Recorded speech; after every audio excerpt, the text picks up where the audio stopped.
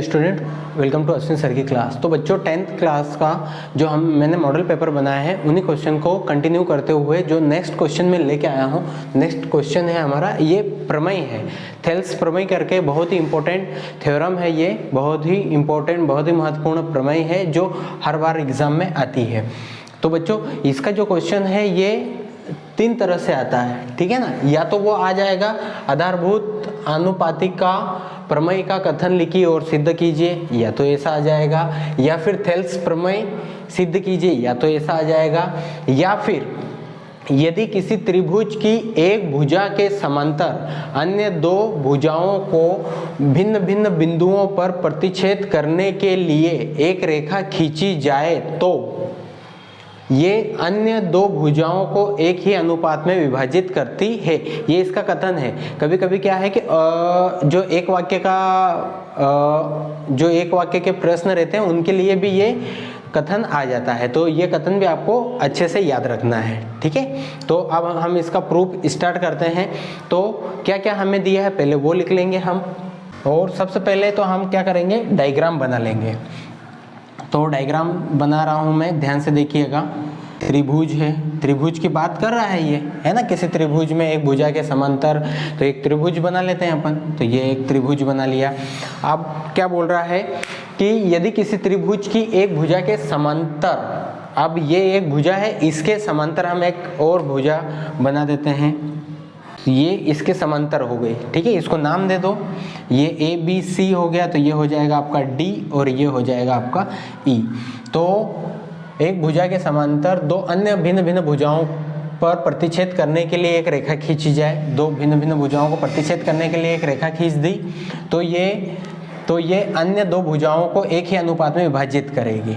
तो ये जो अनुपात में विभाजित कर रही है ये एक ही अनुपात में विभाजित करेगी। ये जो अनुपात रहेगा ये इक्वल रहेगा, ओके। अब क्या करेंगे, इसके लिए एक ये थोड़ा हमें रचना करना पड़ेगी। ये तो क्वेश्चन में दिया था, यहाँ से इसको मिला दो और इधर इसको मिला दो, ओके। उसके बाद में इधर इसको भी मिला दो और इधर इसको मिला दो। क्लियर है, डायग्राम दिखाई दे रहा होगा, उम्मीद करता हूँ। तो ये जो मिलाया है तो इसको नाम दे दो M और इसको नाम दे दो N, ओके। तो ये अब हमारा डायग्राम बन गया है। डायग्राम बहुत बुक में, अलग अलग बुक में अलग अलग डायग्राम दिया है, तो आप थोड़ा अलग भी बनाओगे तो चलेगा। ऐसा भी बना रहे हो तो कोई प्रॉब्लम नहीं है। नहीं तो बहुत सारे बच्चे कि उसमें ऐसा डायग्राम है, इसमें ऐसा डायग्राम है, तो डायग्राम से कोई फर्क नहीं पड़ेगा। हमें तो जो थ्योरम दी है उसका प्रूफ कैसे करते हैं उसको ध्यान में रखना है, ठीक है। तो ये डायग्राम बना लिया। अब जो दिया है इसका सॉल्यूशन स्टार्ट होता है। जो दिया है उसको लिख दो। दिया है ABCD एक त्रिभुज ABC में भुजा BC के समांतर, भुजा BC के समांतर एक रेखा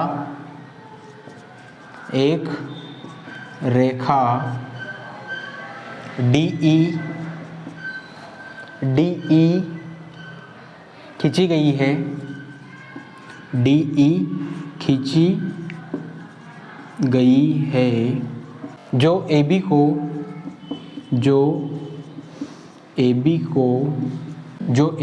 बिंदु D तथा जो भुजा लिख लेना है, जो भुजा AB को बिंदु D पर तथा भुजा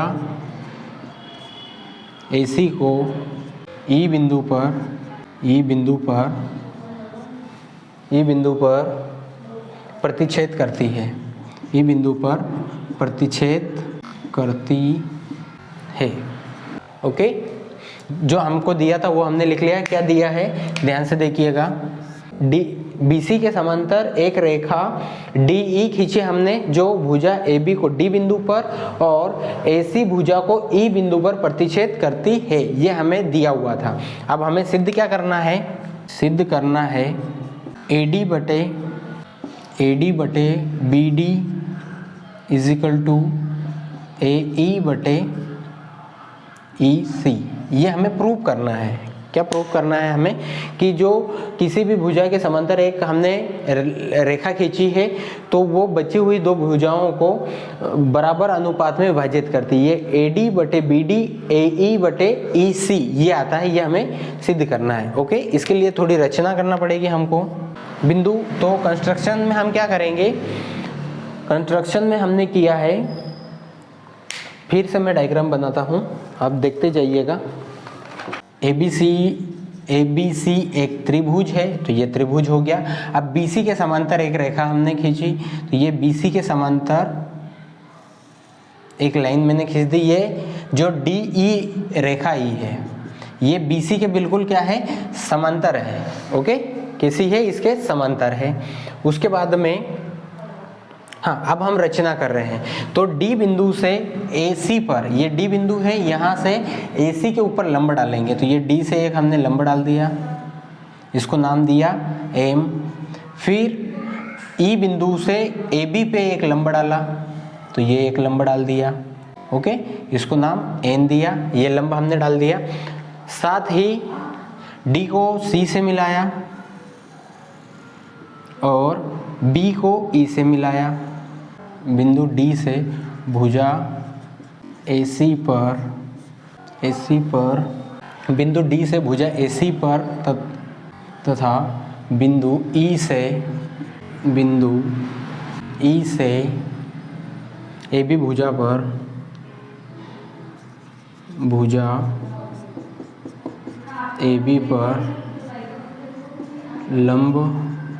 AB पर लंब डाला और साथ ही बिंदु B को बिंदु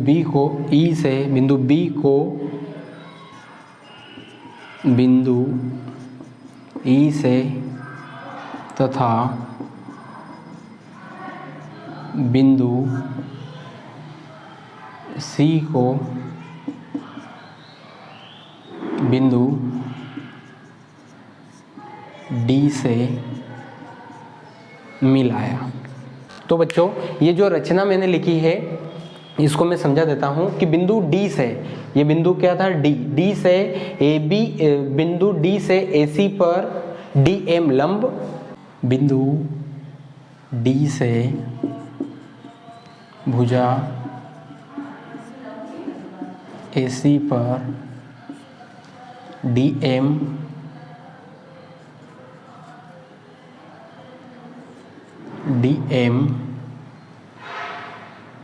तथा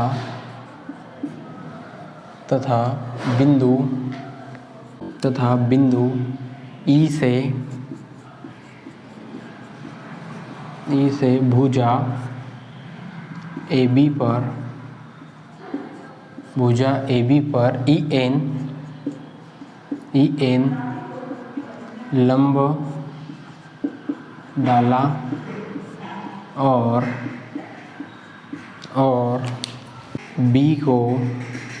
बिंदु B को E से तथा बिंदु C को D से मिलाया। ये हमने रचना कर दी। फिर अब हमें प्रूफ करना है, तो उपपत्ति सिद्ध हमें ये करना है, याद रखना, सिद्ध हमें ये करना है। उपपत्ति, क्योंकि त्रिभुज का क्षेत्रफल बराबर 1/2 आधार गुणा ऊंचाई। ओके, ऊंचाई। तो देखो बच्चों, इसमें कितने त्रिभुज बन रहे हैं, हमें ऐसे तो बहुत सारे त्रिभुज बन रहे हैं। तो हमारे काम के कौन कौन से हैं, हमें प्रूफ क्या करना है, AD वाला। एक तो AD वाला त्रिभुज लेना पड़ेगा, ADE, एक ये लेना पड़ेगा, साथ में DEB, ये दो त्रिभुज लेना पड़ेंगे। ओके, तो अब त्रिभुज ADE और त्रिभुज DEB में ADE और DEB ये दो त्रिभुज ले रहा हूं। ओके, अब इनका क्या मुझे निकालना है, इनका निकालना है क्षेत्रफल। तो त्रिभुज ए डी ई का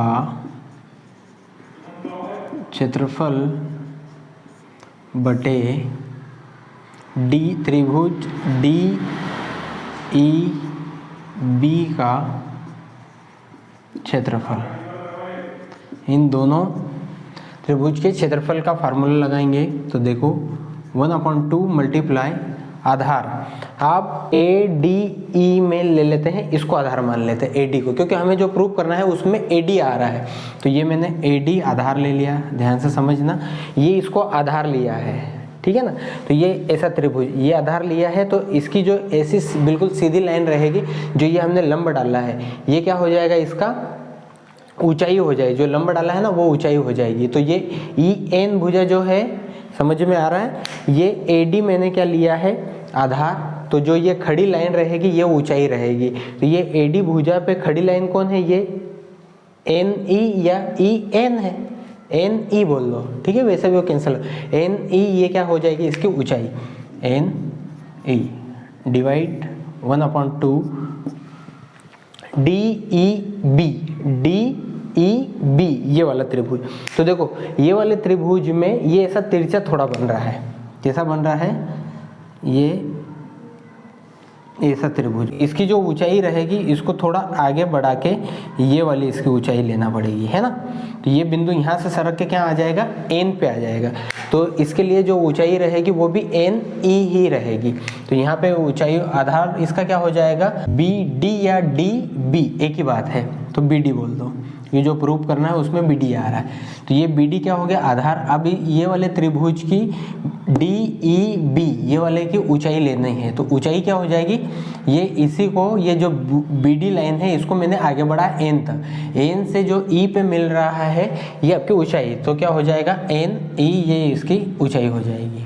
अब यहाँ पे ये 1/2 से 1/2 कैंसिल हो जाएगा, और एन ई से एन ई कैंसिल हो जाएगा, तो क्या आएगा ए डी बटे में बी डी। ये किसका क्षेत्रफल है, त्रिभुज ए डी ई का क्षेत्रफल बटे त्रिभुज डी ई बी का क्षेत्रफल। ओके, ये इक्वेशन फर्स्ट। ओके, ऐसे कैसे, अब दूसरा त्रिभुज लेंगे हम, कौन सा, ए डी ई, दूसरा जो त्रिभुज लेंगे, जो दो त्रिभुज और लेंगे और उनमें फार्मूला लगाएंगे। तो अब पुनः त्रिभुज ए डी ई और वापस से ए डी या ए ई डी, जो भी नाम लेना हो, ए डी ई ले लो, ए डी ई, एक तो ये त्रिभुज ए डी ई, वापस से यही वाला लिया। दूसरा त्रिभुज क्या लेंगे, डी ई सी, डी ई सी त्रिभुज डी ई सी में। ओके, अब इसमें वापस से फार्मूला लगाएंगे, तो यहाँ पे आएगा त्रिभुज ए डी ई का क्षेत्रफल डिवाइड त्रिभुज जो लिया है ना उसका क्षेत्रफल डी ई सी का क्षेत्रफल, ये बराबर होगा 1/2। जो प्रूफ करना है उसमें ए डी बटे बी डी और इजिकल टू आता है ए ई बटे ई सी। तो आप ए डी ई त्रिभुज में ये ए ई में ले लूँगा आधार, तो आधार हो गया ए ई मल्टीप्लाई इसकी ए ई भुजा की ऊंचाई कौन हो जाएगा, डी एम। तो ये डी एम जो लंब डाला था ये इसकी ऊंचाई हो जाएगी, डिवाइड में 1/2 डी ई सी त्रिभुज में ये ई सी, ये क्या हो जाएगा, ई सी आधार हो गया, ये आधार हुआ तो इसकी ऊंचाई ये डी एम रहेगी, इसकी भी डी एम। ओके, तो यहाँ तक ठीक है। अब ये 1/2 से 1/2 कैंसिल हो गया, डी एम से डी एम कैंसिल हो गया। ओके, डी ई सी का क्षेत्रफल बराबर क्या आ जाएगा, ए ई बटे सी ई, ये इक्वेशन सेकेंड। ओके, चूंकि त्रिभुज डी ई बी और त्रिभुज डी ई सी में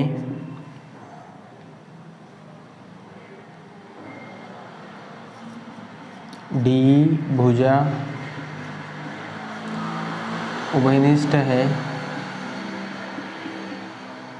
उभयनिष्ठ है और समांतर रेखाओं, कौन कौन से समांतर रेखाओं,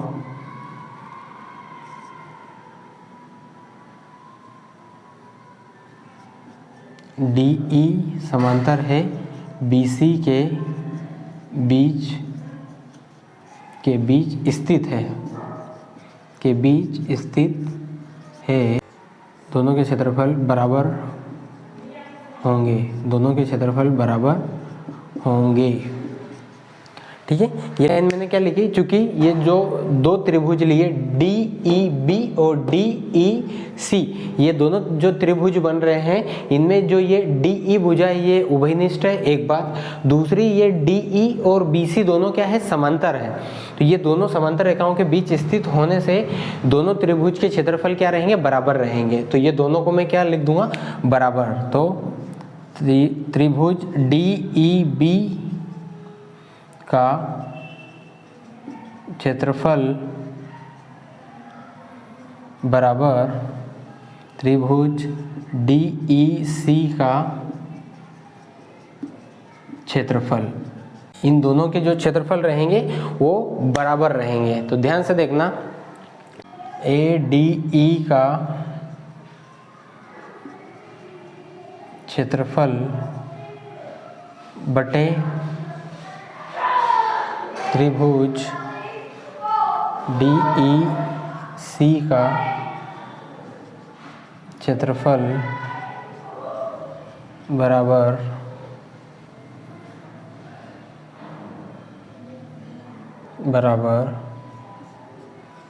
AD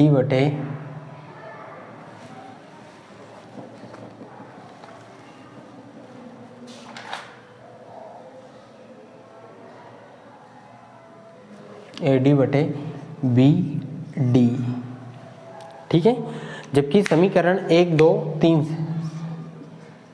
समीकरण 1 व 2 से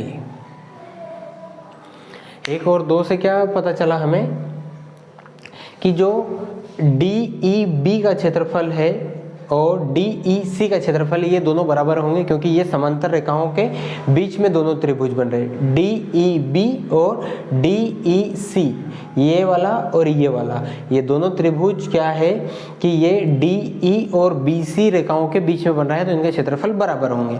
तो समीकरण 1 जो हमारा था वो क्या था, त्रिभुज ADE का क्षेत्रफल डिवाइड में था DEB का क्षेत्रफल, तो उसको मैंने क्या कर दिया, DEB था तो उसको DEC लिख दिया है। ठीक है ना, तो ये वाला समीकरण,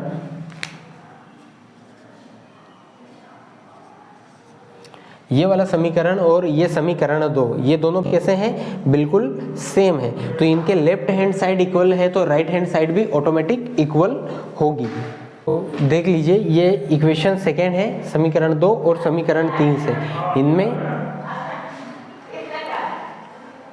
लेफ्ट हैंड साइड इक्वल है तो राइट हैंड भी लेफ्ट हैंड साइड, देखो इसका ये वाला और ये वाला, ये दोनों बिल्कुल सेम है, देख लो आप, है ना। तो अगर ये इक्वल है तो ये वाली साइड राइट हैंड साइड भी क्या होगी, इक्वल होगी। तो समीकरण 2 और 3 से AD बटे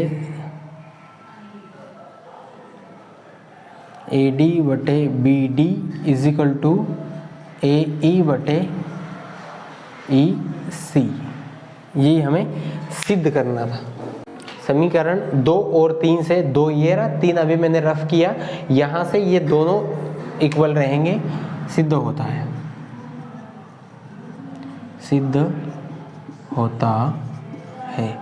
तो थेल्स प्रमेय आप लोगों को समझ में आ गई होगी। नेक्स्ट क्वेश्चन है हमारा, दिया है दोनों पैरेलल है और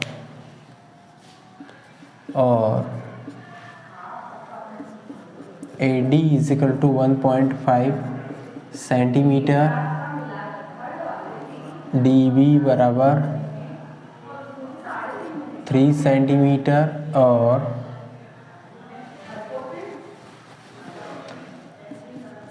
AE बराबर 1 सेंटीमीटर, ठीक है ना, और EC ज्ञात करना है।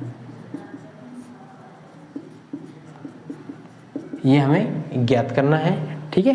तो अब हम यहाँ पे क्या लगाएंगे, थेल्स प्रमेय लगाएंगे। तो थेल्स प्रमेय से AD बटे DB इजिकल टू AE बटे EC। बस अभी इनके मान ला के रख दो।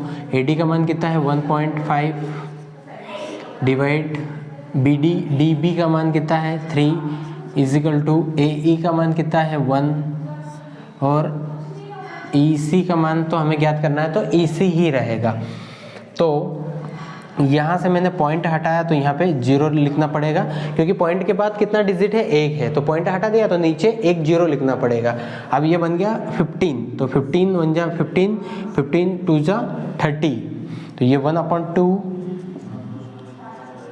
Is equal to 1 CE। अब दोनों को पलटा देंगे, है ना, ये दोनों साइड को पलटा देंगे, तो 2 इजिकल टू हो जाएगा EC। इसको भी पलटा दिया मैंने और इसको भी पलटा दिया है, तो दोनों ऊपर चले जाएंगे, ठीक है ना, या फिर क्रॉस गुणा करेंगे तब भी वही बात है। इसका गुणा 1 में करेंगे तो EC आएगा और 2 का गुणा इसमें करेंगे तो यही आएगा। अतः EC इजिकल टू 2 सेंटीमीटर है। Okay, next question. तो हमारा क्वेश्चन है, आकृति में DE समांतर है BC के, AD ज्ञात करना है। DE समांतर है ये BC के, ये दोनों लाइनें कैसी है, समांतर है, तो हमें ज्ञात करना है AD। दिया है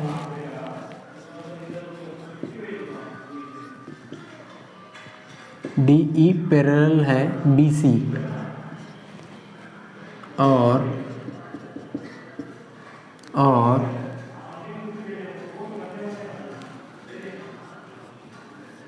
AD बराबर ज्ञात करना है, AD ज्ञात करना है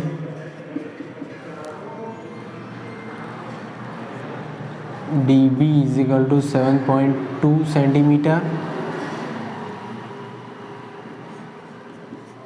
AE is equal to 1.8 centimetre, EC is equal to 5.4 centimetre. Thales